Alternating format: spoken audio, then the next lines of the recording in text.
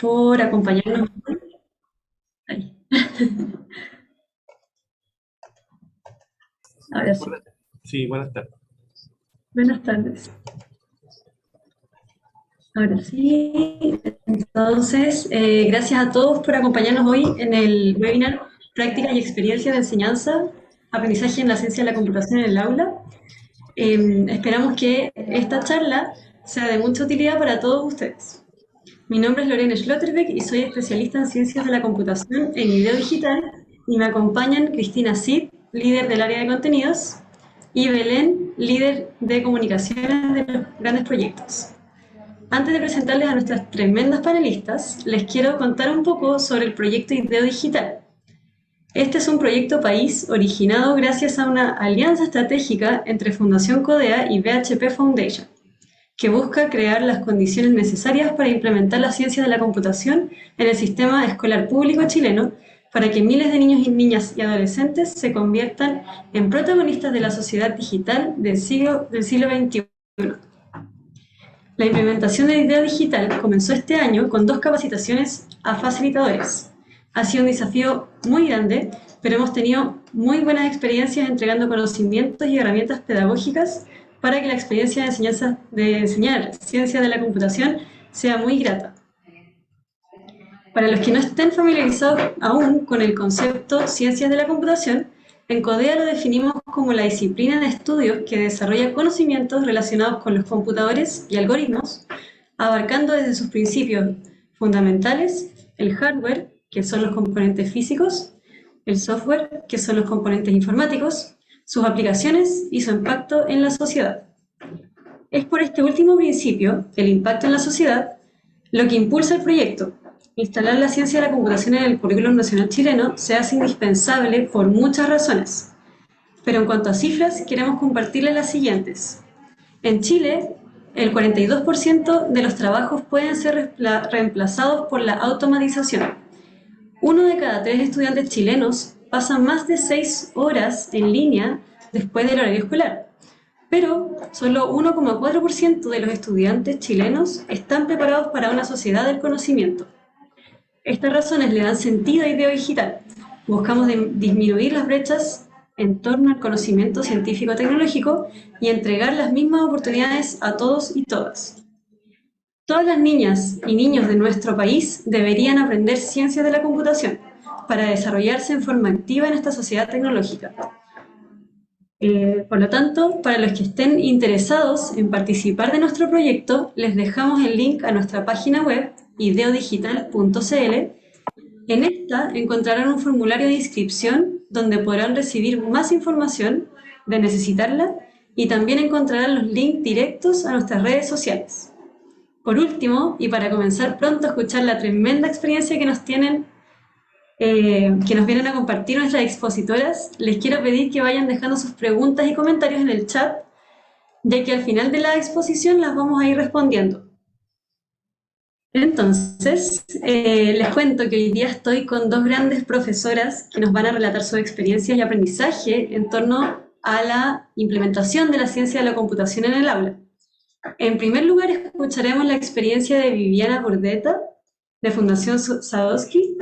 Ella es profesora de matemáticas y cosmografía, ingeniera en sistemas de información, tiene una maestría en gestión y asesoramiento pedagógico de las organizaciones educativas. Y como docente tiene 20 años de experiencia en primaria, secundaria, superior y universitaria, y en la Fundación Sadowski es contenidista profesional. Está en el equipo de programar, particularmente en la parte que escribe las propuestas de pensamiento computacional que se enseñan en el Plan Ceibal de Uruguay. También es docente remoto, que son los que dictan las propuestas de pensamiento computacional en el Plan Ceibal de Uruguay.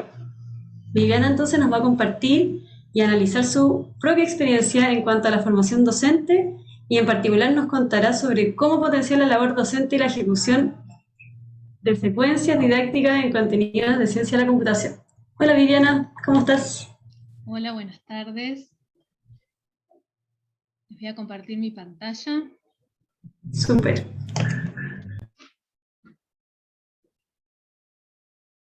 ¿Se visualiza?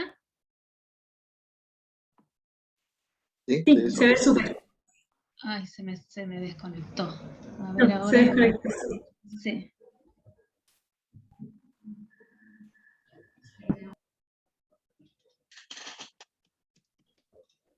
¿Ahí se ve bien? Sí, súper. Bien, fantástico. Bueno, yo soy de Argentina y la propuesta que les vengo a comentar, o el recorrido que les vengo a comentar, es sobre una especialización docente que se dictó acá en Argentina en ciencias de la computación. Es en didáctica de las ciencias de la computación, porque hacíamos mucho énfasis en la forma en que queríamos que los docentes enseñen a sus estudiantes. Por eso, en toda la propuesta hay un cambio en la didáctica y en la forma de incorporar los contenidos de ciencias de la computación. Este proyecto se hizo con 3 instituciones diferentes. Yo en ese momento trabajaba para un instituto de formación docente, y se armó ese convenio entre la Fundación Sadowski y la Universidad de Ciencias de la Tecnología de acá de la provincia. En este momento yo me encuentro trabajando en las 3 instituciones, pero en esta propuesta ingresaba como docente de formación docente en particular, y luego me sumé a las otras 2 instituciones en diferentes propuestas. Surge como una propuesta de la iniciativa Programar, de la Fundación Sadowski, para enseñar ciencia de la computación en la Argentina, ya que en agosto del 2015 el Consejo Federal de Educación, a través de una resolución, declaró como estratégica la enseñanza de la programación. Ahí surge la necesidad de crear en todo el país dispositivos sustentables de formación docente. En este punto la Fundación propone ciertas líneas para dar respuesta a esta necesidad. Nosotros en particular, desde el profesorado de la universidad, nos sumamos en la línea D, que era la elaboración y dictado de postítulos docentes en ciencias de la computación. En esa es la propuesta donde nosotros nos sumamos. Acá en Argentina no hay una materia en el plan de estudio que enseñe ciencias de la computación, por eso era armar todo un postítulo desde cero, definiendo también a qué docentes nosotros queríamos formar en esta temática. Se establece ese convenio y se arma el diseño de la especialización docente a nivel superior, y vuelvo a resaltar la palabra de didáctica, porque es un cambio que nosotros tuvimos que hacer en toda nuestra forma de enseñar durante el trayecto de armado del diseño de esta especialización. El recorrido que hicimos fue, en el 2016 tuvimos las primeras reuniones entre los 3 institutos, porque había docentes y personas que participaban de las 3 instituciones. Ya desde febrero a junio en el 2017 armamos nuestro diseño curricular. En junio y agosto ya arrancaron todo el periodo de lo que es aprobar una especialización docente para que tenga el reconocimiento pertinente, y la dictamos en el año 2018 y 2019. Terminamos justito antes de la pandemia, así que no nos vimos afectados en ese sentido, porque terminamos justo en diciembre del 2019. Y esta es la propuesta, que la propuesta era para arrancar en el 2020, una segunda corte, que se postergó por la pandemia, y bueno, ahora en el 2021, en esta vuelta a la presencialidad que estamos teniendo, está previsto que se lance la segunda corte de la especialización. En ese diseño que les comentaba que armamos en un equipo interdisciplinario de los 3 institutos, la especialización cuenta con 10 módulos, o contaba con 10 módulos. 4 módulos que los recorrieron en el 2018, y el resto los recorrían en el 2019. Perdón, 5 módulos en el 2018 y los 5 restantes en el 2019. El módulo 0 era primero buscar hacer una diferencia entre lo que era ciencia de la computación y lo que es TIC, o sea, conocer qué era ciencia de la computación, porque surgía esto de que no sabíamos lo que era ciencia de la computación. El módulo 1 ya empezábamos a programar, y la idea era que los docentes llegaran como proyecto final a programar diferentes animaciones. En el módulo 2 se buscaba abrir la caja negra, que es una computadora, y poder comprender qué es lo que hay adentro, tanto de la parte de hardware, de software, y base de datos, o sea, comprender esa tecnología que utilizamos a diario.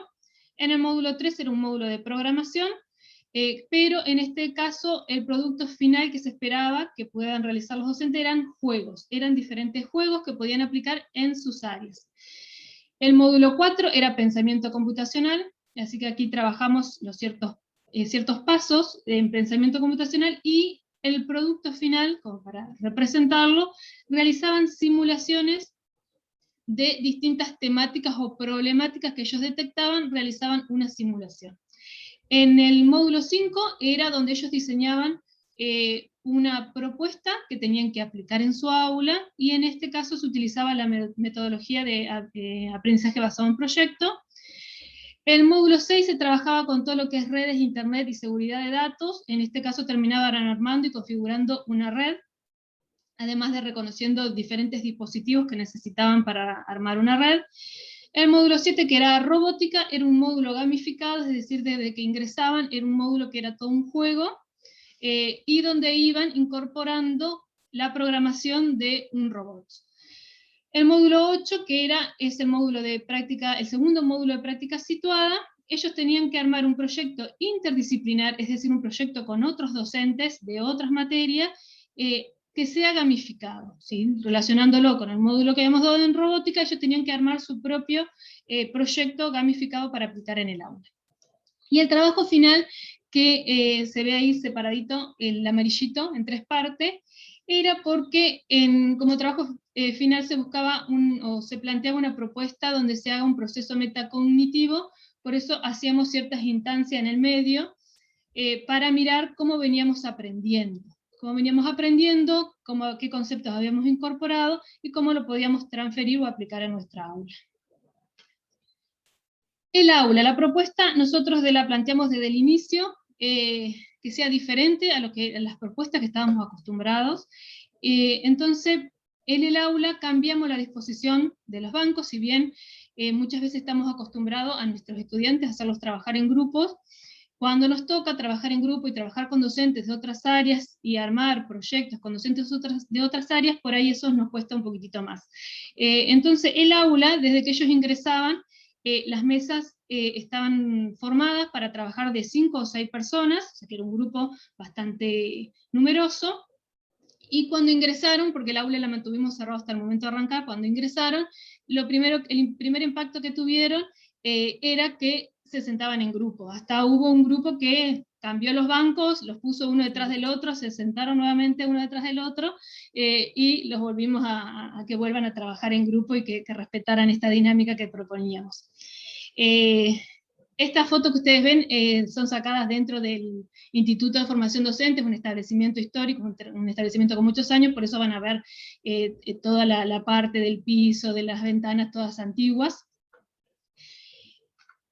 Aquí ya teníamos todos trabajando en grupo, enseguida incorporaron la dinámica, incorporaron cómo le estábamos planteando en esta propuesta nueva, y llegamos al primer módulo que arrancábamos, y no solamente queríamos que trabajaran en grupo, sino que la propuesta con la que arrancaran también les generara un impacto. Entonces la primera propuesta que tuvieron fue realizar una búsqueda del tesoro. Esa búsqueda del tesoro se realizaba en 4 manzanas que ocupa el Instituto de Formación Docente. Entonces en esas 4 manzanas ellos tenían que ir resolviendo pistas, recorriendo, buscando, hasta que encontraran y pudieran encontrar el tesoro escondido. La primera instancia tenían que transferir un mensaje utilizando una linterna a su grupo, y ese mensaje que tenían que transferir era un número. En los grupos teníamos profesores de todas las áreas, de matemática, de lengua, de historia, de economía, de artes visuales, historia, no me acuerdo si lo nombré, pero teníamos un bagaje bastante amplio de formación variada. También había maestras de nivel primario, entonces podía ser que algunos tuvieran más conocimiento sobre las pistas que estábamos proponiendo, sobre los desafíos que les proponíamos, y otros no tuvieran nada de conocimiento. Por eso, cuando armábamos los grupos, buscábamos que sean variada la formación, para que entre ellos pudieran ayudarse e ir tratando de resolver los desafíos. Luego de esta primera pista, la segunda era codificar un número binario. Para algunos era la primera vez que veían un número de ceros y unos, que no sabían lo que representaba. Algunos buscaron una aplicación para codificarlo, otros los codificaban a mano, otros buscaban en Google a ver qué podían hacer. La forma de resolverlo lo decidía cada grupo, lo importante era que intentaran ver cómo podían resolverlo entre todos. Si bien era el primer día, el primer encuentro, enseguida comenzaron a trabajar en grupo, ahí los pueden ver, están todos sobre la pista que tienen que resolver, utilizando diferentes tecnologías, hasta utilizando el cuaderno como para ir resolviéndolo. Ahí lo están codificando a mano, y después ya las pistas siguientes tenían que salir del aula, ya cambiábamos el espacio donde uno está acostumbrado a estar, el espacio áulico, y pasaban a estar en el patio. Acá se los puede ver que van corriendo por las galerías del instituto, buscando y tratando de resolver las siguientes pistas. Las pistas externas tenían desde coordenadas hasta adivinanzas, donde ubicaban cierto monumento que hay dentro del establecimiento, y todos tenían que ir resolviendo pistas diferentes. A partir de acá todos tenían pistas diferentes. Y la última era encontrar dónde estaban estos códigos QR, que si bien hoy nuestros celulares tienen la aplicación de código QR, en ese momento no era tan común que todos los tuvieran. Entonces era como que se reunían a ver quién tenía en su celular un lector de código QR. Ahí pueden ver las primeras imágenes, por si no se dieron cuenta, arrancaban de día y terminábamos de noche. Entonces ahí se los ve cómo están con el que tenía el dispositivo para leer el código QR, tratando de resolver esta última pista. Esta última pista lo llevaba, aparecía un muñequito corriendo y les decía que tenían que correr hacia una determinada aula, las aulas están numeradas. Lo único que en la escuela hay 2 aulas con el mismo número. En esas 2 aulas, una era la que tenía las pistas, la otra era errónea, entonces tenía como esa pequeña trampa de descubrir en cuál de las 2 tenían el tesoro. Y acá tenemos los diferentes grupos que descubrieron el tesoro, que era algo para comer, ¿no? Para compartir en la tarde. Después ya teníamos el módulo 1, el primer módulo que dimos de programación. Una de las actividades que planteamos aquí es, que quizás por ahí las pueden conocer, que es darles las indicaciones a una persona para que salga del aula.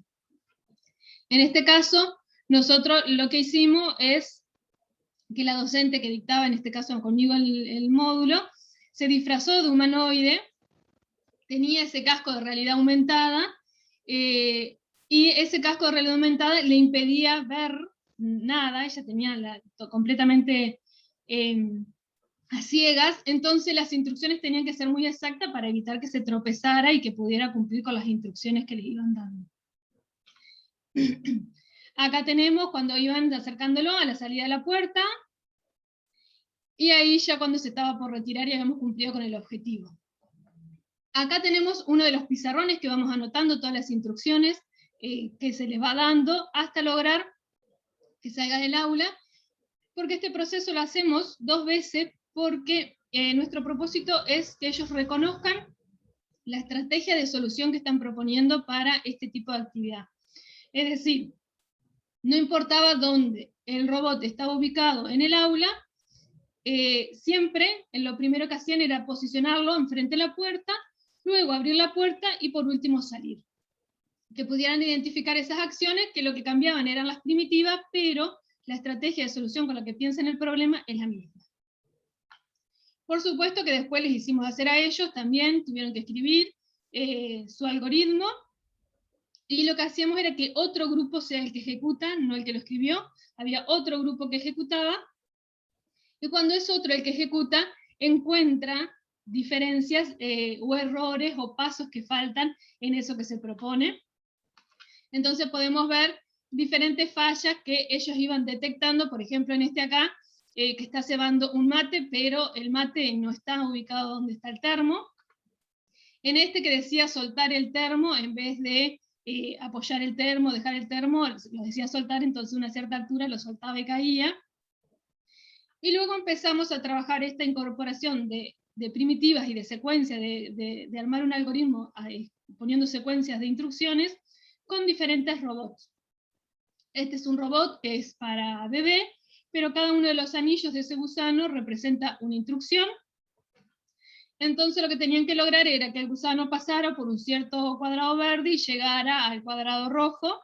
También hicimos la experiencia con los robots que íbamos a utilizar después en el módulo de robótica, donde ellos iban resolviendo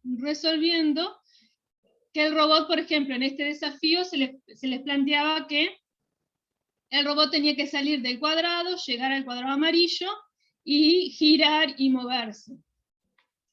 Al principio, como pueden ver, acá hay un solo docente que está intentando resolverlo al desafío, y luego ya empezaron a formarse grupos y a tratar de resolverlos entre todos a ese proyecto y lograr cumplir con el objetivo que se proponía. Aquí tenemos diferentes grupos que van proponiendo soluciones para ver si lograban llegar, que el robot llegara hasta el cuadradito amarillo y tenía que girar y hacer ruido. Hasta ahí no teníamos ningún grupo que lo lograra. Seguían probando hasta que, bueno, en uno de los grupos logra cumplir con ese objetivo, que gire, que suene y que, bueno, que todo lo que iba haciendo. Pero lo que destaco es como en los primeros videos había solo una persona que se animaba a intentar programar, porque en este caso utilizábamos una aplicación, y después ya era todo un grupo de docentes que se ubicaban alrededor de el robot, y entre todos trataban de ir analizando las instrucciones que utilizaban.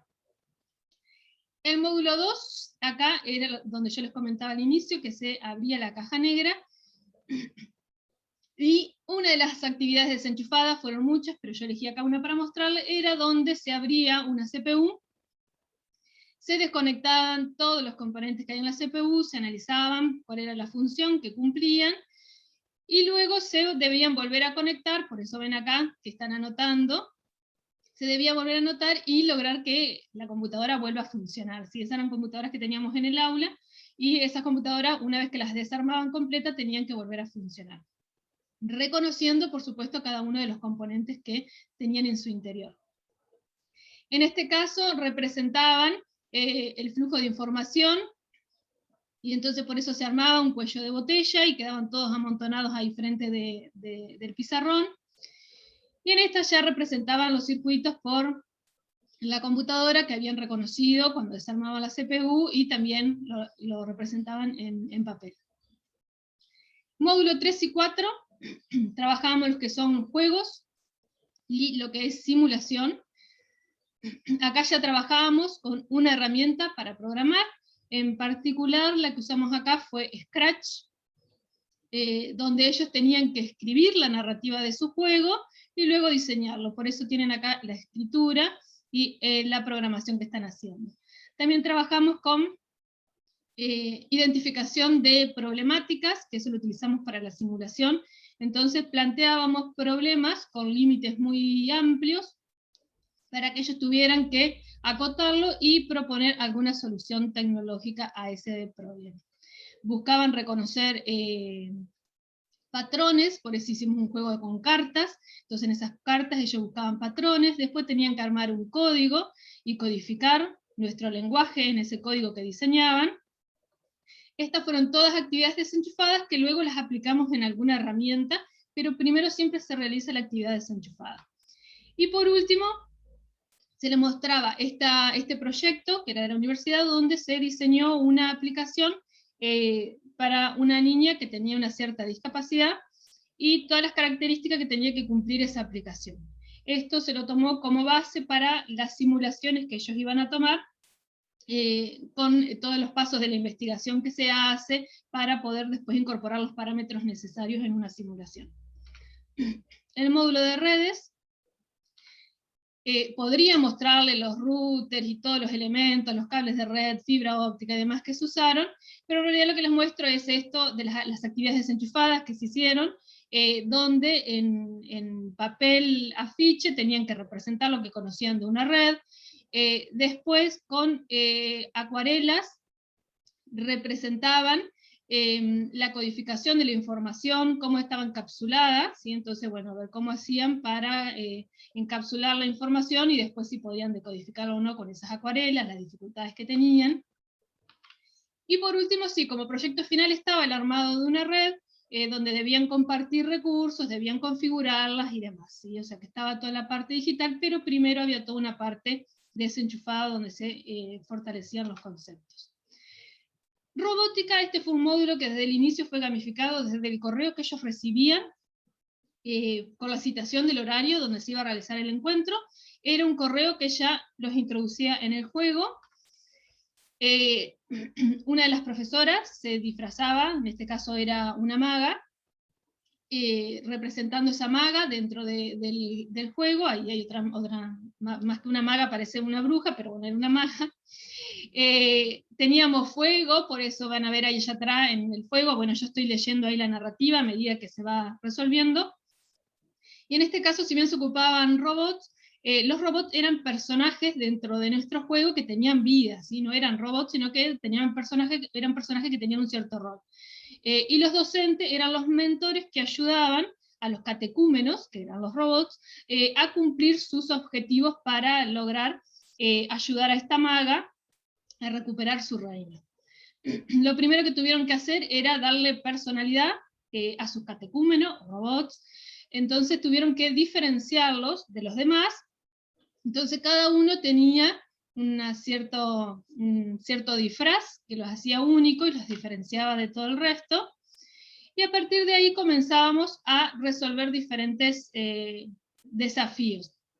En este caso, decía que tenía que llegar hasta la puerta de adelante y bailarle al enemigo o al ogro que estaba ahí parado en la puerta para distraerlo. Entonces, bueno, la condición era, con el ultrasonido, detectar hasta el momento que se llegaba delante de una puerta y realizar algún tipo de baile. En este caso, el desafío tenían que, con un escudo, protegerse por X distancia. Luego que llegaban y cumplían con esa distancia que se trasladaban con ese escudo, tenían que girarse para no ser hechizados por el enemigo y hacer un sonido fuerte para ensordecerlo y poder ingresar al nivel siguiente. Ahí no sé si se está viendo, pero bueno, hay unas lucecitas con un ruido que está haciendo bastante fuerte. En este caso tenían que ir muy despacito hasta llegar a un cierto destino, y luego que llegaban a ese destino, dar una vuelta y salir corriendo antes de ser agarrado por el enemigo, y bueno, controlábamos con segundos a ver si lograban con ese objetivo. Si no, tenían que cambiar la programación si era que en X segundos no lo lograban hacer. En este caso, el propósito era utilizar el ultrasonido para detectar un objeto y girar alrededor de ese objeto. En el juego esto era un frasco con ojos, donde ellos tenían que lograr que los ojos se miraran entre ellos y se destruyan. Así pasaban al nivel siguiente. Y la prueba la hacíamos para ver si funcionaban ubicando diferentes objetos en el medio de diferentes tamaños. Y el robot tenía que lograr identificar el objeto, detectarlo y girar en el tamaño del objeto que se les ponía adelante. En este siguiente es un casco, y van a ver que el robot realiza bien la detección del objeto y puede girar sin ningún inconveniente, realizando toda la circunferencia de ese casco que se le puso ahí en el medio. En el juego eso representaba un frasco con ojos puesto por su enemigo, y bueno, en la realidad nosotros representábamos ese frasco con diferentes objetos que había en el aula, y veíamos si cumplían el objetivo. En este caso, el desafío era que el piso se había convertido en lava, solamente estaba ese caminito finito por el cual se podían trasladar. Entonces tenían que programar el infrarrojo para detectar la línea negra y poder desplazarse. Tenían que hacer una vuelta completa, y si lograban hacer una vuelta completa, cumplían con el desafío. Ahí, como pueden ver, en las esquinas se quedan trabados, no porque estaban mal programados, sino por una diferencia en las tablas del piso, que hacía que los robots se trabaran, pero lo detectaban bien y lo hacían bien, solamente era una cuestión de errores en el piso nada más. Y ahí lo van girando y van haciendo la vuelta completa, cumpliendo con el desafío. En cada uno de los desafíos lo que se programa son sensores diferentes, y van incorporando, programar de 2 o 3 sensores a medida que se van avanzando en las etapas de la gamificación. En este caso, esa caja representaba una pócima. El robot debía moverse solamente por un segundo y volver a su lugar de origen, y volvía a su lugar de origen para no ser detectado por su enemigo, y solamente podía desplazarlo por un segundo hasta lograr traspasar la otra línea que se encontraba del otro lado. También había desafíos más lúdicos. En este caso tenían que enseñarle un paso de baile a su robot. Si bien ustedes no lo escuchan, pero están bailando acá un reggaetón, y entonces todos hacían un paso diferente de baile, y con ese paso de baile lograban distraer al ogro que cuidaba a ese nivel, y podían pasar a superar al nivel siguiente. Y en los últimos desafíos se unificaban o se agrupaban todo lo que ellos venían dando para resolver uno solo. En este caso tenían que usar el infrarrojo, usar el ultrasonido, porque no solamente tenían que poder desplazarse sobre esa pista, que tenía muchas más curvas que la del inicio, sino también tenían que decir, utilizando el Bluetooth, a qué velocidad pasaban el puente. Entonces había una integración de diferentes sensores para poder lograr cumplir este objetivo. Y el último era poder salir de este laberinto, siempre obviamente dentro de la dinámica del juego. Había un porqué, tenían que lograr salir de este laberinto, y el que lograba salir del laberinto terminaba y cumplía con todo el módulo completo, lo que habíamos estado desarrollando. Los módulos de práctica docente, fueron 2. Uno fue con aprendizaje basado en proyecto, y el otro, ellos tenían que escribir su propio proyecto gamificado. Entonces lo que primero hicimos fue que ellos se liberaran su creatividad y se animaran a pensar cuentos e historias que quizás no estaban tan acostumbrados a escribir. En este caso, en esta foto, les había tocado, dice, convénceme de que hay vida extraterrestre. Les puedo asegurar que después de la demostración que hicieron estos dos docentes, nos convencieron de que hay vida extraterrestre. En este caso tenían que imaginarse un mundo donde se caminara por los cables, no se podía caminar por el techo, por el piso, sino que solamente por los cables.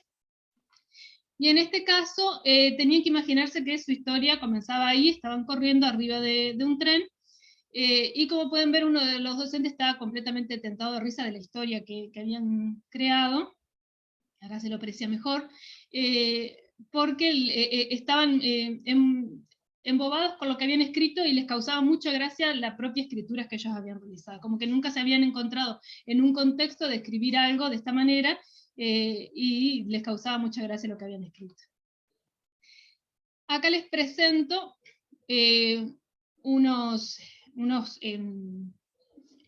gráficos que hicieron ellos después de pasar por las 2 prácticas, donde volcaron diferentes fotos que fueron haciendo con sus estudiantes, y el recorrido que fueron haciendo. En cada una de estas fotos están los 2 recorridos de las 2 prácticas, tanto del aprendizaje basado en proyecto como el del gamificado. Por ejemplo, acá en este están los personajes, el héroe, que era Duke, el personaje en apuro, que era Tux, y Demon, que era el villano de la historia.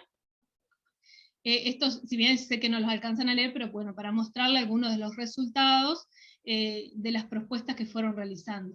En este caso las imágenes están un poquitito chiquitas, pero ahí hay un profesor que está disfrazado de brujo para el juego que proponen gamificado, y esto era en una escuela técnica de automotriz, o sea que era bastante distinto a lo que nosotros estábamos haciendo, y lograron aplicar el proyecto y se llevaron un aprendizaje muy rico. Y el que está del lado derecho era un proyecto aplicado a una tecnicatura, entonces también eran personas mayores, pero también aplicaron un proyecto gamificado y encontraron un resultado muy positivo en el interés que lograban en los estudiantes.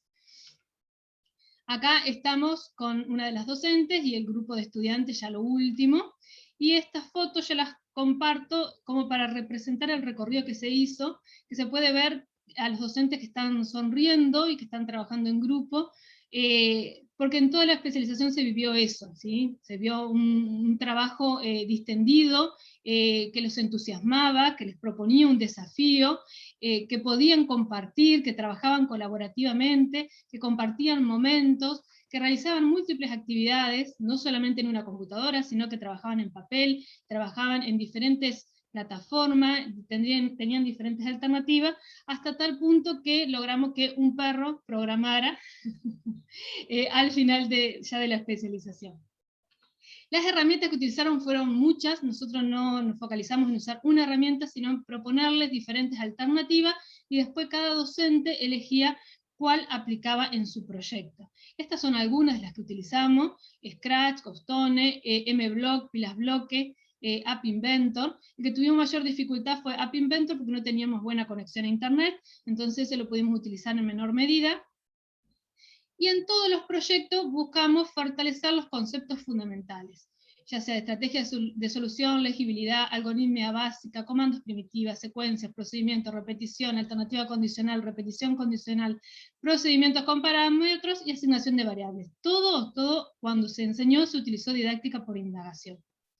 Y ya para ir cerrando, les dejo esta pequeña frase: entender el mundo digital y a partir de ahí poder cambiar el mundo. Esta fue nuestra propuesta como inicial, como formación docente, y siempre tuvimos presente que nuestro destinatario final iban a ser esos niños de primaria y esos niños de secundaria. Por eso siempre pensamos que los docentes a los cuales les estábamos capacitando queríamos que aprendan en la forma que queríamos que ellos enseñen.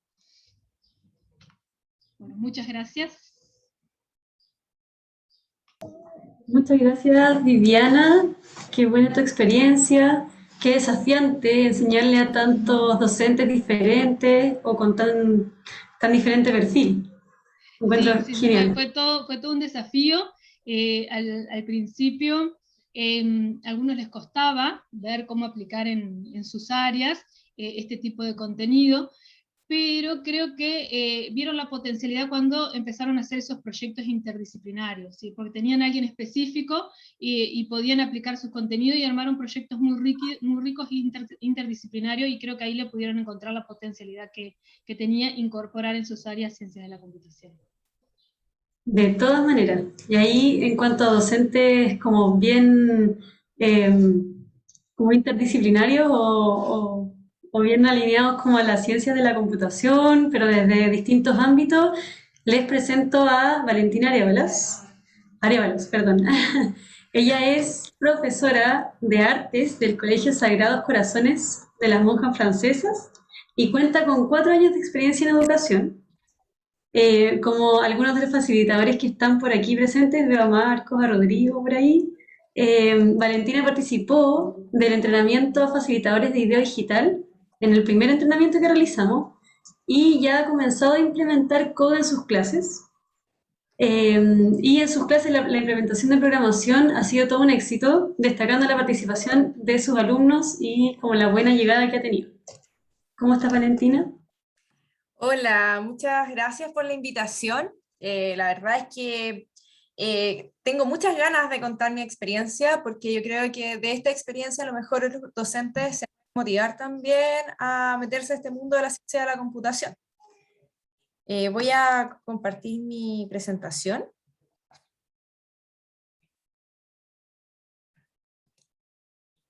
¿Se ve? Sí, súper. Y bueno, ¿cómo aplicar ciencia de la computación en el aula? Experiencia con Code. Una mirada de la importancia de la tecnología en la enseñanza y el aprendizaje por medio de la programación. Hoy se me quedó. Para comenzar, les voy a hablar un poco de mi formación, para que vean que no soy nacida y criada en la ciencia de la computación, sino que soy una inmiscuida en este mundo. Yo estudié arte en la Universidad de Chile, saqué el título de profesor en arte en la Universidad Andrés Bello, estoy cursando actualmente un magíster también en la misma universidad, y actualmente doy las clases de tecnología en el colegio. Les voy a contar por qué. Resulta que cuando yo ingresé a trabajar, al principio yo hice algunos reemplazos de arte, yo quería ser profesora de arte, y resulta que no me dieron ninguna hora de arte, me dieron solamente horas de tecnología, lo cual fue bastante decepcionante en un primer momento. Y eso me llevó a replantearme mi profesión, porque además me dicen, tienes solamente las horas de tecnología y tienes 3 años de validez, porque, porque me tenían que habilitar para poder dar esta asignatura. Y yo dije, bueno, ok, pero si voy a seguir en esto, entonces necesito saber dónde me capacito. Y resulta que no había ningún curso que me capacitara como profesora de tecnología en el mercado chileno. Eso me hizo pensar, ¿qué hago? Entonces empecé a buscar, y obviamente que me metí a los planes de tecnología para ir estudiando, a estudiarlo, porque yo la verdad no sabía mucho de esto, y me encontré con que no me gustó mucho lo que encontré. Y me hizo pensar, pucha, yo voy a enseñarle esto a los chicos, si yo me aburro, imagínense los niños.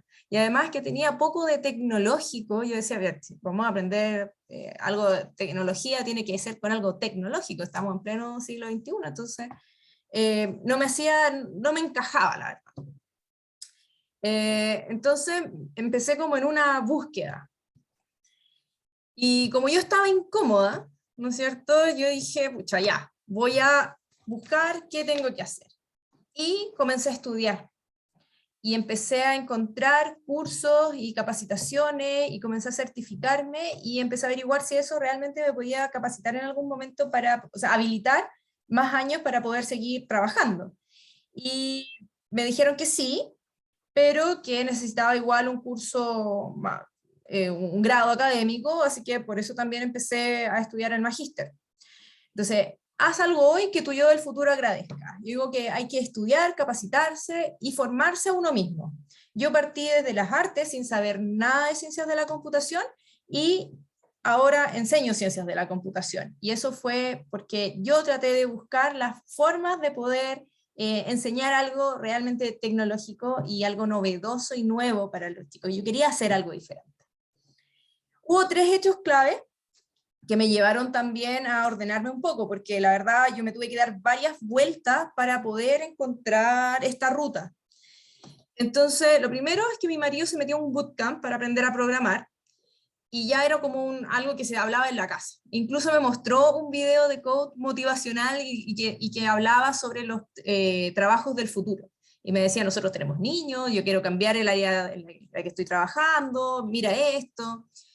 La segunda fue que cuando yo llegué al curso que iba a impartir, en ese momento estaban separados por niños y niñas, y un niño de sexto básico me dice, profesora, este semestre vamos a aprender a programar.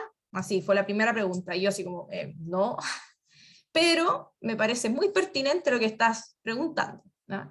De hecho, al final de ese semestre yo invité a mi marido para que les hablara sobre qué era la programación y qué era front y back y algunas terminologías, porque los niños estaban como muy inquietos con ese tema. Y la tercera, que yo creo que fue algo que realmente fue como lo que me dijo, esto es lo que tengo que hacer.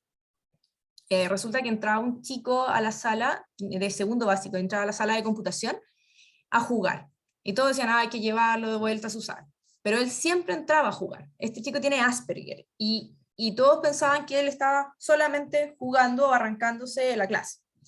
Y yo comencé a observar lo que él iba a hacer a la sala de computación.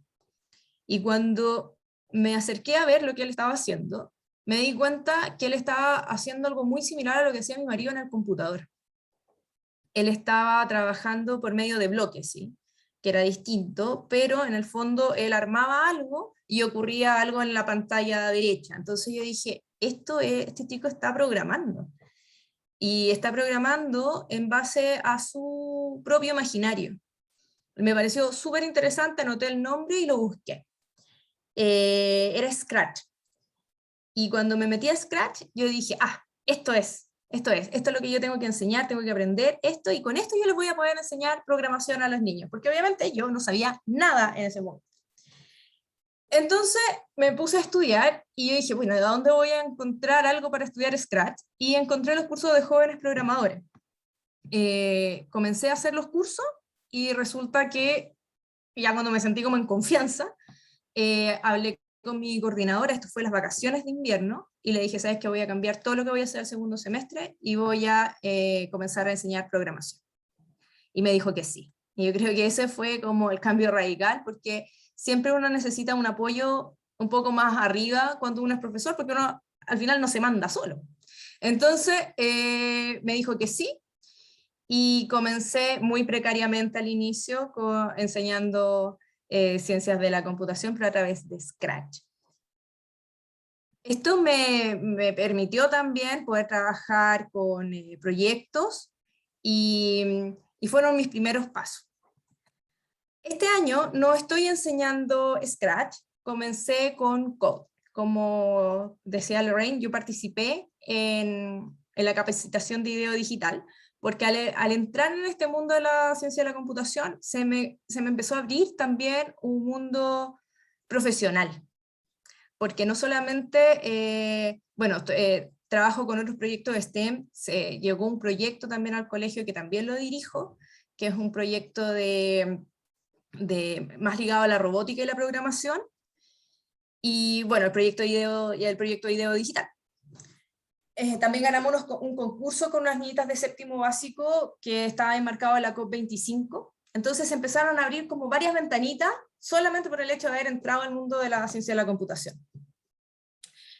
Bueno, yo les quiero contar sobre la experiencia que he tenido implementando Code en el aula. Estoy trabajando con quinto y sexto básico, solamente con Code, y quiero partir primero con las ventajas, luego voy a seguir con unas experiencias desconectadas. Me parece súper interesante que en la charla anterior, Viviana, haya muchos cruces. Se van a dar cuenta ahora cuando les vaya mostrando que es muy cierto eso de que uno aprende y después lo enseña de la misma manera. Y eso es muy entretenido porque hace un nexo, ¿no? Bueno, voy a partir primero con las 6 ventajas, luego las experiencias desconectadas, cómo son las clases conectadas con Code, y después una adaptación inclusiva. Entonces, la primera ventaja que yo veo de Code es que podemos ingresar a los estudiantes y tener un control del progreso que hacen en la plataforma. Esto nos da información, y podemos revisar junto con ellos, y podemos ir viendo su proceso en tiempo real, lo que nos ayuda a trabajar la evaluación y la retroalimentación de mejor manera.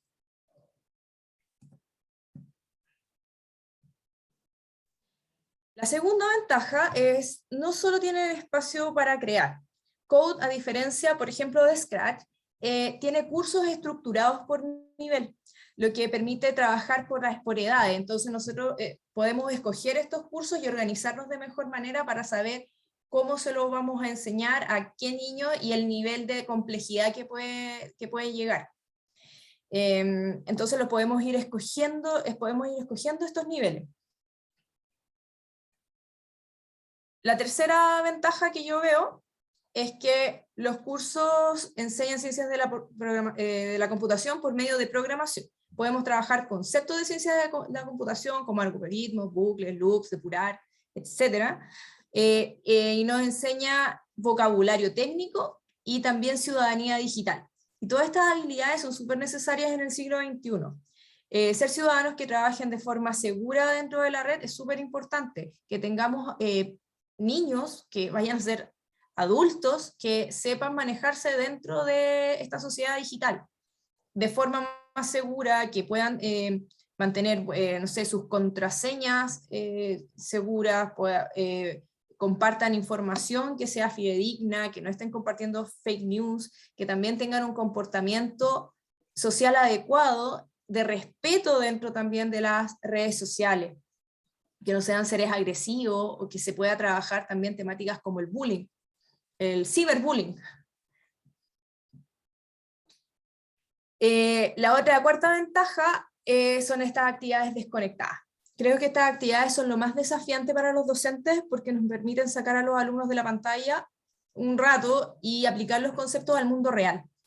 Estas actividades son guiadas y también nos permiten utilizar materiales. Entonces de repente hay algunas críticas que dicen, ay, pero es solamente el computador, que los niños están mucho tiempo en el computador, etc.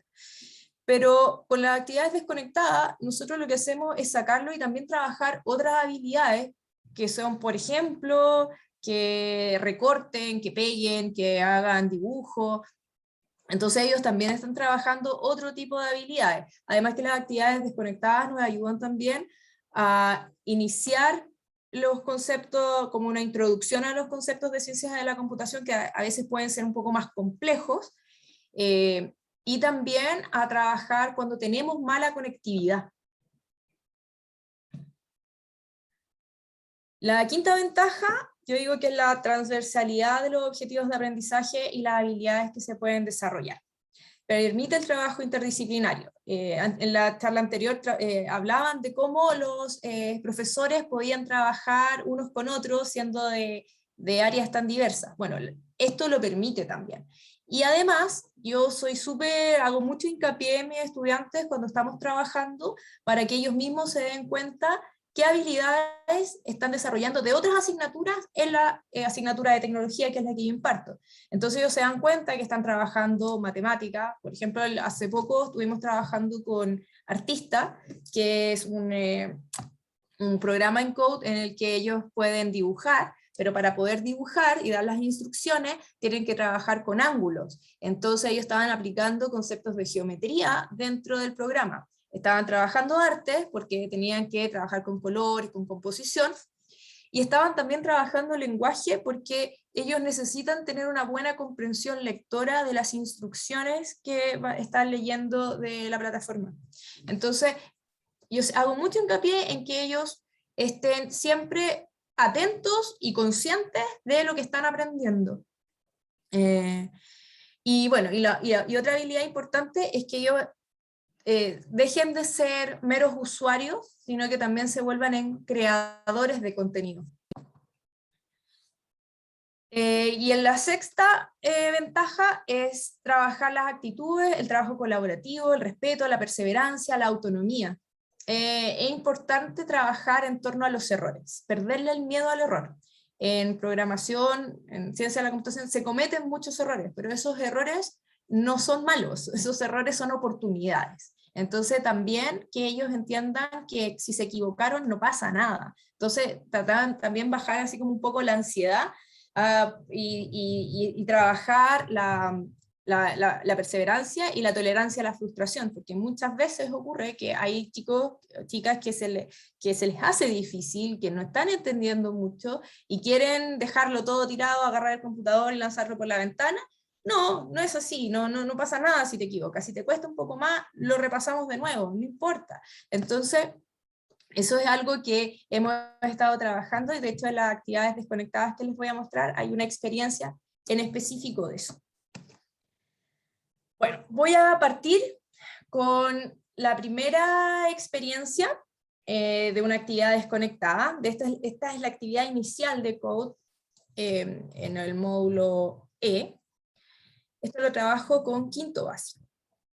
Entonces, esta actividad nos muestra aquí unos vasos, pueden ser distintos modelos de vasos en distintas posiciones, y nos entrega estos símbolos que van a ser las instrucciones que nosotros vamos a utilizar para poder generar una forma de los vasos. Entonces, lo que se espera en este trabajo es que ellos aprendan a dar instrucciones, ¿no?, a través de estos comandos. Ha sido bastante difícil que lo entiendan a la primera. Nosotros de hecho hemos hecho 2 actividades con esto, pero cuando lo logran comprender, se les abre la cabeza y se les abre como un mundo. Y van a decir, oh, esto es súper fácil, ¿lo entienden a la primera? No. Cuesta bastante que entiendan el raciocinio, ¿no? Pero al momento de lograrlo, se les abre la cabeza y comienzan a ser sumamente creativos, porque ellos mismos se empiezan a desafiar. En esta actividad se trabajan conceptos como algoritmo, errores y depurar. He trabajado esta parte autónoma haciéndolos de a uno y también haciéndolos trabajar colaborativamente. Y también, bueno, la habilidad que trabajamos como el pensamiento lógico y el seguir instrucciones muy específicas. Yo creo que esa es una de las dificultades, porque para ellos dar una instrucción, que cualquier persona la puede, tienen que como sacarse de la cabeza que el computador piensa igual que las personas. Entonces, eso yo creo que es un momento como de fricción. Entonces, cuando empiezan a dar las instrucciones, por ejemplo, se olvidan que hay que levantar el vaso para poder avanzar. Piensan que hay que deslizarlo. Entonces, no, porque somos un robot, tenemos que levantar el vaso y avanzar. Entonces, en esta actividad, nosotros le hemos trabajado con instrucciones simples y luego le hemos agregado algo de dificultad, agregándole un loop. Pero aquí les muestro como las entregas de algunas actividades. Nosotros estamos además trabajando de forma híbrida. Yo imagino que aquí hay algunos docentes que tienen que estar trabajando de la misma forma. Entonces hacemos los ejercicios en la sala con una cámara y los chicos en su casa también tienen que replicar el mismo ejercicio y después tienen que mandar el registro de su actividad. Entonces, por ejemplo, acá en la foto central, él hizo el ejercicio, agarró los vasos de la casa y hizo un montaje. Acá hay vasos que llevamos en la sala, acá hay chicos que hicieron el ejercicio y lograron entender los pasos que había que dar. Pero por ejemplo en este primero le faltó que tenía que retroceder. En este otro ejercicio ya se pusieron ya más osados y empezaron a poner más vasos y empezaron a agregarle más cosas. Entonces no sé, yo puedo ir viendo también el proceso en el que van comprendiendo de lo más básico hasta que van aumentando el nivel de complejidad.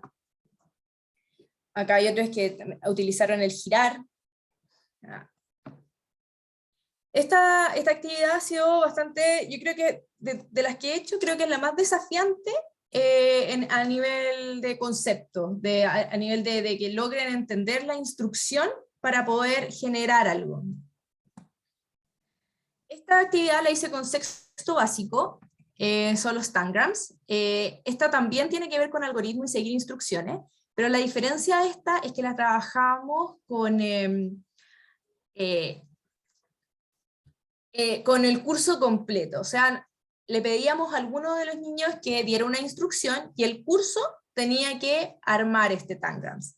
Se les entregaba una impresión con este modelo, ellos lo tenían que recortar y adueñarse de las piezas y empezar a armarlo. Entonces íbamos a trabajar instrucciones, instrucciones que tenían que ser un poco, o sea, no un poco, sino que bastante concretas, porque no todos entienden lo mismo. Y me llamó mucho la atención cómo una misma pieza, que podía ser sumamente simple, para cada estudiante podía tener 1000 versiones. Entonces, por ejemplo, acá les dejo una, dice, ponga el triángulo en la parte de arriba para formar la siguiente figura. Pero, por ejemplo, no puso el cuadrado, habló solamente del triángulo. Y acá hay otra que es el mismo ejercicio, dice, primero tome el triángulo rosado y póngalo en posición del triángulo rectángulo isósceles, y para terminar ponga el cuadrado debajo del triángulo muy cerca. ¿Se fijan? Entonces, si yo vi este mismo ejercicio, 30 niños, 30 respuestas diferentes. Pero lo que teníamos que lograr era que la instrucción fuera tan clara que la mayoría pudiese lograr completar la figura. Entonces ellos mismos se iban dando cuenta de los errores que iban cometiendo. Decir, oh, se me olvidó esta parte, o se me olvidó decir que tenía que girar, o se me olvidó decir el color. Entonces cada vez iban puliendo mejor su instrucción para dejarla lo más claro posible, cosa de que la mayoría lograra completar la figura. Entonces aquí les dejo, son fotografías que me suben ellos al Classroom de la actividad. Entonces hay algunos que lo dibujaron, otros que sacaron los recortes.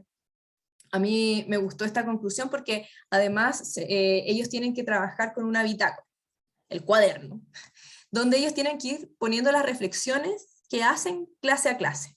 Entonces aquí dice, conclusiones. Dice, Para poder seguir opciones correctamente, tienes que seguir muy detalladamente las instrucciones. Entonces ellos también se van dando cuenta de lo que van aprendiendo, y es un aprendizaje también personal, porque la bitácora es personal. Yo no le digo, anote esto en el cuaderno. No, ellos tienen que reflexionar sobre lo que aprendieron, cómo lo entendieron. En la siguiente actividad, trabajamos la construcción de una base. A mí esta actividad me encantó, fue muy divertida en el curso, fue con los quintos básicos. Con esta actividad lo que pretendíamos era trabajar la perseverancia y la frustración. Se habló primero con ellos de cómo ellos reaccionaban cuando se enojaban, cuando las cosas no les resultaban, y cuáles eran las técnicas que ellos utilizaban. Algunos me decían, yo rompo todo, tiro la mesa, se enojan mucho. Otros me decían, bueno, cuando estoy enojada voy y dibujo. Otro, paro, pienso, cuento hasta 10. ¿Ah? Entonces, todos se dan cuenta que en algún momento de sus vidas se han enojado, se han frustrado, y hay cosas que no les han resultado, pero que no se pueden rendir. Y hablábamos en torno a lo que significaba ser perseverantes. ¿Qué era para ellos ser perseverantes? Entonces también se generaba este diálogo con los niños, en los que ellos iban diciendo, bueno, perseverante es no rendirse, perseverante es intentarlo muchas veces. Entonces, todo eso nos dio pie para generar un ambiente de trabajo, y para que ellos también entendieran que cuando nosotros trabajamos ciencia de la computación, o cuando trabajamos con code específicamente, nosotros vamos a ir aumentando el nivel de dificultad. Y como vamos a ir aumentando el nivel de dificultad, en algún momento se van a ver en esta situación de frustración. A lo mejor no les va a resultar a la primera, los primeros ejercicios son súper fáciles, pero ya los siguientes quizás no tanto. Entonces, eso les va preparando también emocionalmente para que estén más duros y fuertes al momento y que se le entreguen herramientas también para empezar a controlarse y que no se rindan. Yo les pedí palitos de mondadientes y plasticina para poder trabajar, y lo que tenían que hacer era construir una base. Los chicos de la casa, aquí vemos una foto que es del computador, porque los chicos de la casa también tenían que estar trabajando al mismo tiempo con nosotros. Lo hicieron de forma individual, pero en la clase presencial yo opté porque lo hicieran en equipo. Y fue súper, súper buen resultado. Acá podemos ver al centro cómo todos querían terminar esta base. Y cuando lo lograban era muy divertido porque gritaban, gritaban porque les resultaba, y después se ponían mayores desafíos. ¿Cuánto va a aguantar? ¿Va a aguantar un libro? ¿Va a aguantar dos? ¿Va a aguantar la libreta? ¿Va a aguantar el estuche? Y le iban poniendo nivel de dificultad. Bueno, con eso termino las experiencias que eran de las actividades desconectadas, y ahora les voy a contar un poquito cómo funcionan los cursos de Code. Aquí en la imagen, si se fijan, tenemos cursos desde la A hasta la F. Los de la A parten de los 4 a los 7 años, y el de la F de 9 a 13 años. Yo en estos momentos estoy implementando estos últimos dos, que mis niñitos son un poquito más grandes. Y también les quería contar un poco cómo funcionan estos cursos. ¿Qué cosas trabajamos en estos cursos? Code es una plataforma que trabaja por medio de bloques, y estos bloques están programados en JavaScript. Entonces a ellos les permite también tener como la confirmación de que están programando, porque atrás del bloque hay un código JavaScript.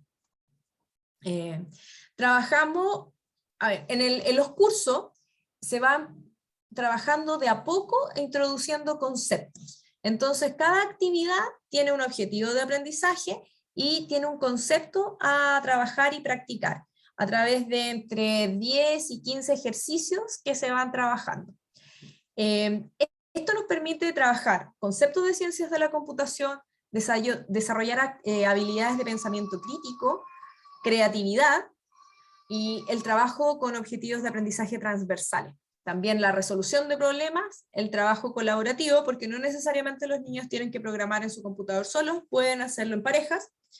Autonomía también, porque ellos tienen que hacer los ejercicios, no llego yo a hacerles los ejercicios, sino que ellos tienen que tratar de resolver los problemas y luego los vamos a revisar en conjunto, pero autónomamente ellos tienen que ir avanzando en su propio sesión de código.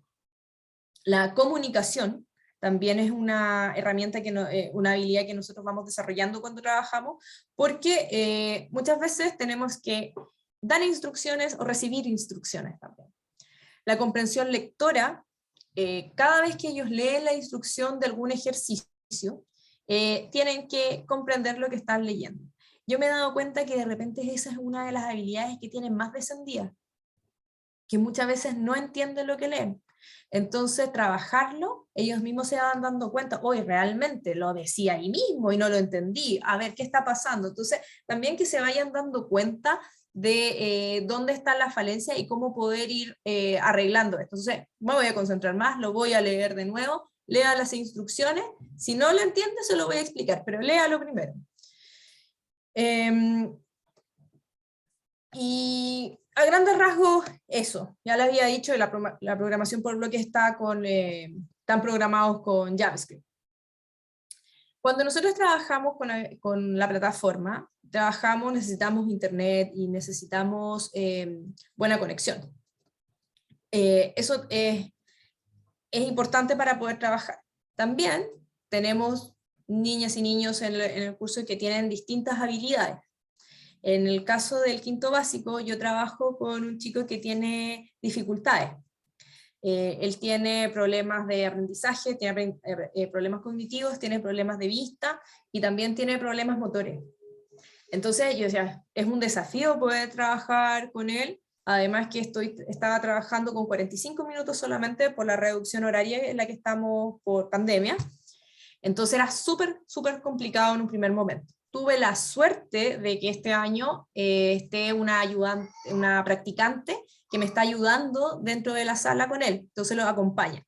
Yo dije, buenísimo, porque así yo puedo preparar algo para él, con ayuda de la psicopedagoga, y ella puede trabajar y darle el tiempo para poder trabajar con él, porque yo no tenía el tiempo para hacerlo. ¿Ah? Él necesita que uno esté encima viendo que esté haciendo las cosas. Entonces, estuvimos conversando, ella nunca había tenido contacto tampoco con ciencias de la computación, no sabía programar, no había visto nunca esto. Entonces ella también empezó a aprender, yo le empecé a enseñar, le mostré la página y empezó a seguir las clases, las iniciales, y empezamos a ir adaptando las actividades. Por ejemplo, el trabajo de mis amigos robóticos, que era con las flechas, para que él las pudiera ver, ella le diseñó unas flechas tremendas para que él las pudiera ver. Entonces dije, claro, de repente podíamos trabajar algo más manual con él, ya que se le está dificultando el tema de manejar el mouse con el computador. Entonces en ese pensar se me ocurrió sacar el trabajo conectado y llevarlo a la realidad en un tablero, un juego, el cual es adaptable para que le podamos ir enseñando los conceptos más básicos, como seguir una instrucción simple, y luego ir agregándole bloques, e ir agregándole también mayor nivel de dificultad, porque este tablero es con piezas, entonces yo puedo ir agregándole dificultad. Acá, por ejemplo, tengo una de las piezas, ir agregándole personaje, ir agregándole monito. Entonces surgió este tablero, y funcionó bastante bien al inicio con él, porque nos pudimos dar cuenta de lo que era capaz de entender, y de repente en el computador se nos hacía mucho más difícil, además que en el computador cuando tú completas la actividad te dice que está correcto, y acá en el tablero nosotros podemos ir cambiando y podemos ir viendo si él entendió, haciéndole varios ejercicios iguales y ir cambiándole solamente algunas cosas. Entonces lo podemos ir adaptando de mejor manera a lo que uno está buscando desarrollar en este estudiante.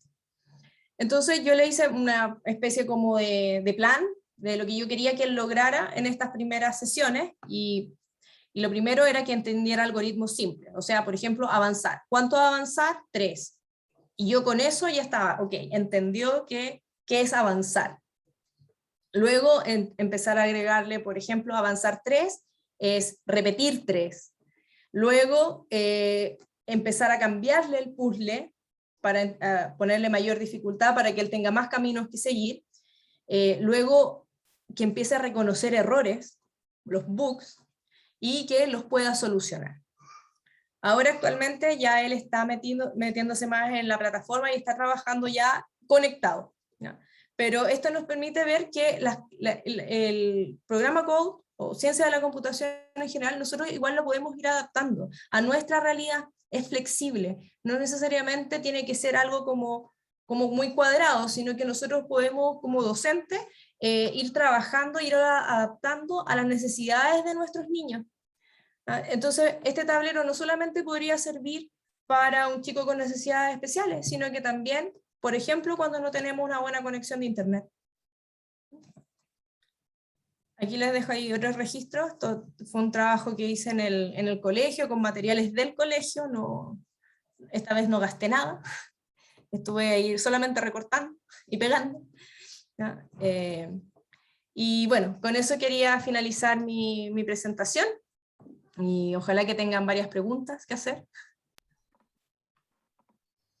Muchas gracias, Valentina. Siempre es súper inspirador escucharte, aunque yo ya te había escuchado otras veces comentar. Súper buena, en verdad, súper inspirador. Espero que a todos les haya causado lo mismo. Ahora vamos, Sebastián, un segundito, con la ronda de preguntas. Ahí Cristi fue anotando varias, así que ella les va a ir dando la palabra o haciendo las preguntas directamente. Disculpe, señorita, ¿le puedo hacer una acotación? ¿Sí? Bueno, mi nombre es Sebastián, yo soy el encargado de computación de un establecimiento ocasional en la comuna de Talca, desde donde estoy conectado en este minuto, y yo he tenido cursos de capacitación de estos lenguajes de programación como Scratch el año pasado, y conozco lo que es programar, conozco que programar es darle instrucciones al equipo para que eh, realice algo y devuelva un resultado. Eso es lo que quería comentarles. Gracias. Adelante. Excelente. Gracias por compartir la definición. Quiero, a propósito de esto que estamos compartiendo entre docentes, me gustaría que Viviana nos contara cuál ha sido el mayor desafío en el trabajo de formación con los docentes, dado que tú nos contaste que era un grupo tremendamente diverso, con formaciones iniciales muy distintas. ¿Cuáles son los principales desafíos con los cuales se han encontrado? Bien, nosotros pensando antes de arrancar cuál era la dificultad o el desafío mayor que íbamos a tener, nos focalizábamos quizás en esta variedad, porque nosotros hacíamos una propuesta abierta en formación y abierta a niveles. Lo que nos interesaba era que los que concurrieran eran docentes interesados en aprender ciencias de la computación independientemente de su formación de base. La dificultad mayor la tuvimos en cambiar la matriz en aquellos docentes que sí eran específicos de ciencias de la computación. Es decir, que ellos cambiaran la forma en que ellos habían aprendido tradicionalmente, que generalmente se enseña el concepto, después que se enseña un concepto, se hacen actividades y se resuelve. Y acá proponíamos una didáctica diferente, a partir de resolver desafíos, de resolver diferentes problemáticas, se generaba la necesidad de la incorporación de un nuevo concepto, y a partir de ahí se formalizaba ese concepto que queríamos incorporar. Entonces la mayor dificultad la tuvimos en aquellos que ya conocían programación, ya conocían algún lenguaje, ya tenían una visión estructurada de la forma de programar. Entonces el desafío mayor fue en ellos que lograran cambiar la didáctica para que después lo pudieran aplicar con sus estudiantes.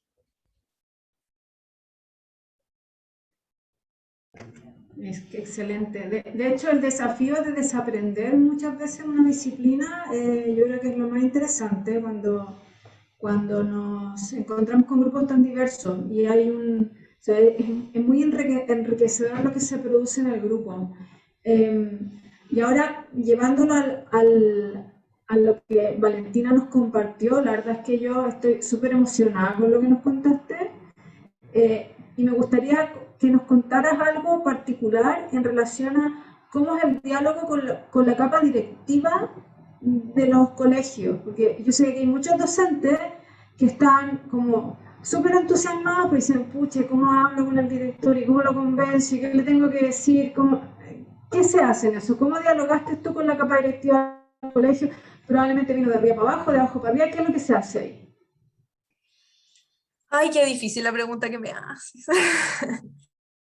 Porque, mira, yo tuve la suerte de que cuando a mí se me ocurrió todo esto y andaba así on fire con que lo voy a enseñar y todo, tuve una persona que me escuchó, que fue mi coordinadora de enseñanza media, la Soledad Enrique. Yo siempre la nombro porque ella yo creo que fue fundamental.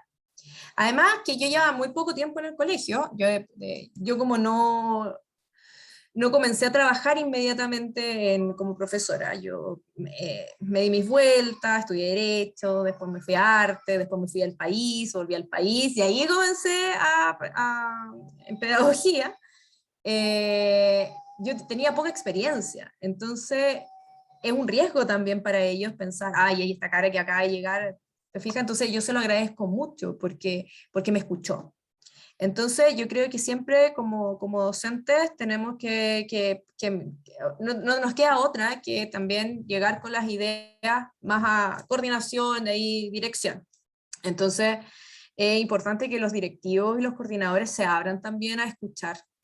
Y, y claro, yo creo que fue una suerte mía, pero por ejemplo, de la Sola Enrique no he pasado, ¿se fijan? Entonces, como lo que yo hago se ve mucho más afuera de lo que se ve realmente en el colegio, por ejemplo. Y eso yo no encuentro que es un poco triste. Pero yo no quiero perder el ánimo, ¿te fijas? Y tampoco los quiero desanimar, pero sí es importante que independiente de las trabas que nosotros nos encontremos, nosotros salgamos adelante de eso y que creamos en nosotros y creamos en las buenas ideas. Porque esto es una buena idea y esto realmente va a generar un cambio. Y si nosotros somos docentes, nosotros tenemos que creer también en nuestros estudiantes y decir, oye, yo les voy a enseñar algo que a ellos les va a servir, no solamente para el colegio, les va a servir para la vida, porque yo les estoy entregando habilidades que de otra forma a lo mejor no las desarrollarían o se demorarían mucho en encontrar dónde desarrollarlas, ¿se fijan? Entonces, creo que es importante seguir adelante independiente de las trabas que se te puedan atravesar. Mi primera traba fue que entré a tecnología y no arte, y yo iba a enseñar arte, ¿se fijan? Pero yo con eso no me quedé ahí. Yo dije, no, esta cuestión yo la tengo que cambiar y me tiene que empezar a gustar, y para que me guste yo tengo que cambiar, tengo que yo crear algo nuevo. ¿Ah? Entonces, yo creo que va por ahí, o sea, no rendirse, hacer como si la vida te da limones, haz limonada. Y eso, y creo que es importante que los directivos y los coordinadores se abran a la innovación, se abran a las nuevas ideas, porque si no nos vamos a quedar pegados.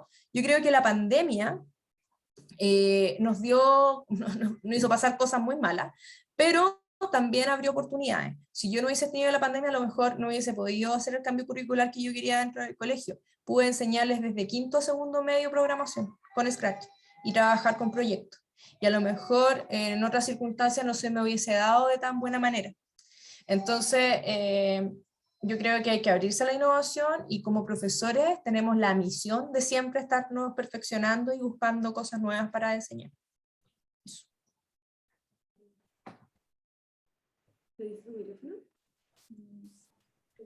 Valentina, disculpe, ¿puedo Sí, hablar? sí, claro.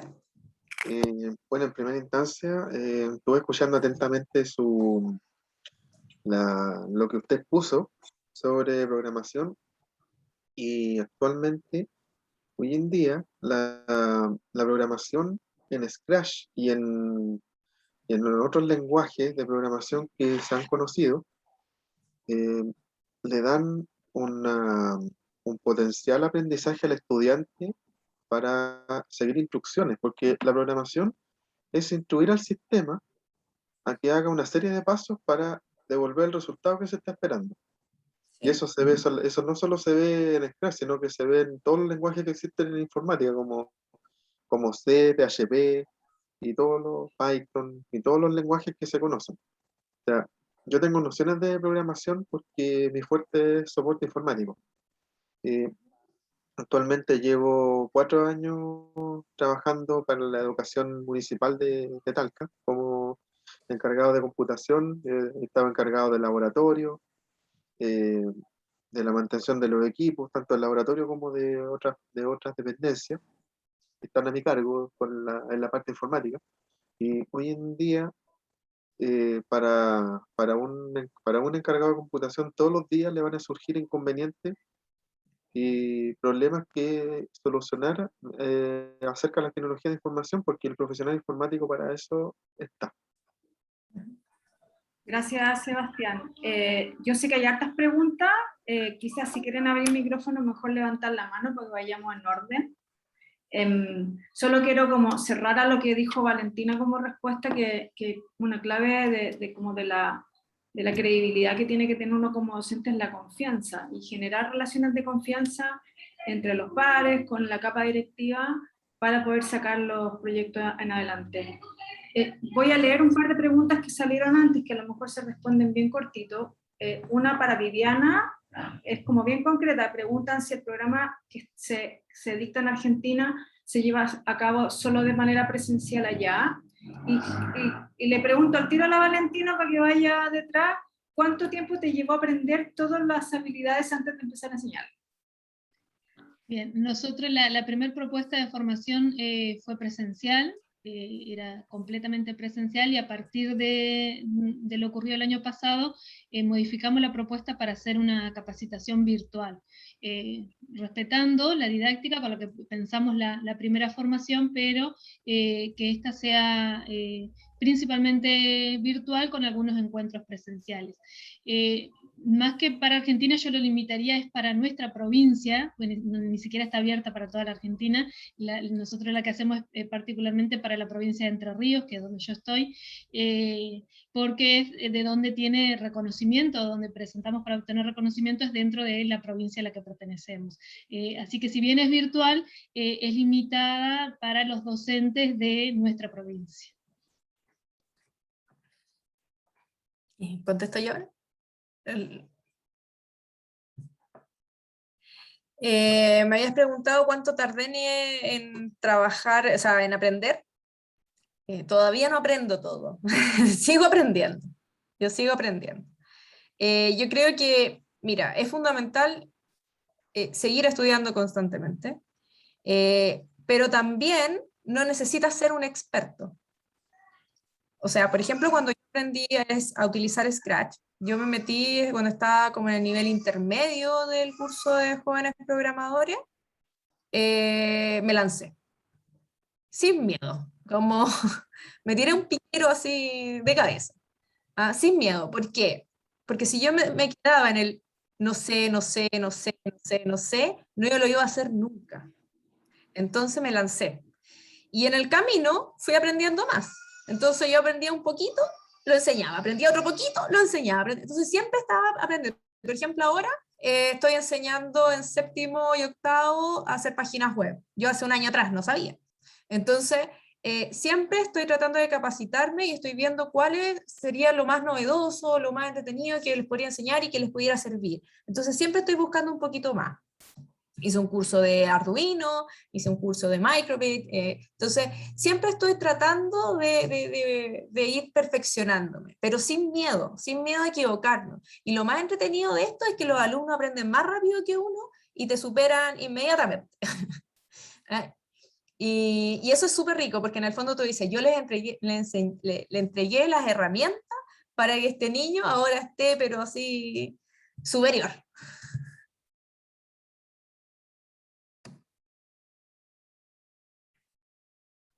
Estaba Luis por ahí levantando la mano, o no, la escribió. Le pregunta a Viviana, se incorporó en su programa de formación un proceso de seguimiento de mediano y largo plazo en el proceso de aprendizaje de los alumnos. O sea, ¿hicieron algún acompañamiento posterior? ¿Cómo han ido haciendo una trazabilidad de lo que pasó con los estudiantes? Con los estudiantes de la especialización en sus aulas. ¿sí? A eso apunta la pregunta. Bien, nosotros los terminamos en el 2019, así que el año pasado fue muy complejo, porque hubo todo un cambio de realidad y como que cada uno intentó hacer lo que pudo. Sí, en este año varios docentes me han escrito que han aplicado, que han tenido un resultado muy bueno en sus aulas, y varios de los docentes que se formaron en la especialización son docentes remotos del Plan Ceibal de Pensamiento Computacional, así que también les sirvió esa especialización para poder sumarse a esa propuesta.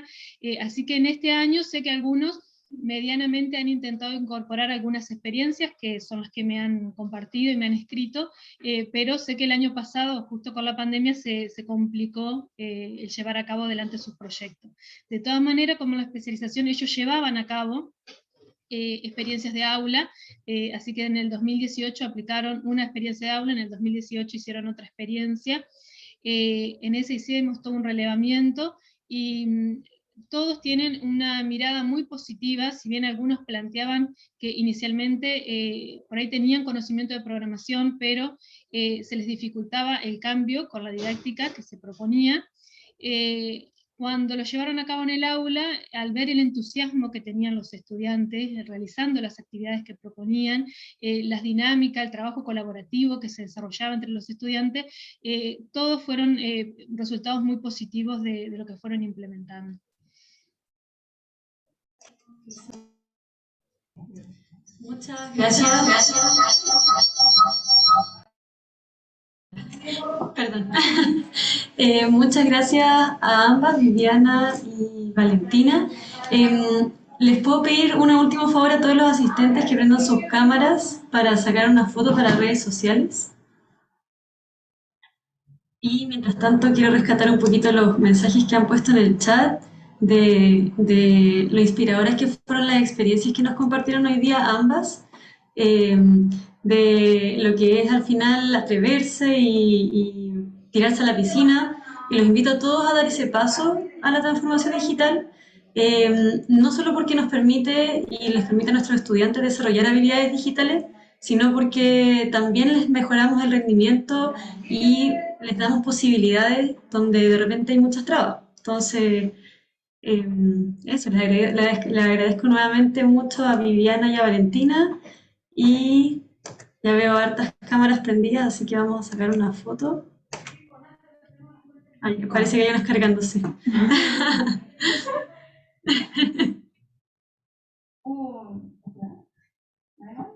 ¿Estamos? Ya. 1, 2, 3. Súper. Muchísimas gracias nuevamente a todos los que están por acá y especialmente a Viviana y Valentina. Gracias por la invitación y por las preguntas también que nos hicieron. Muchas gracias. Gracias por escucharnos.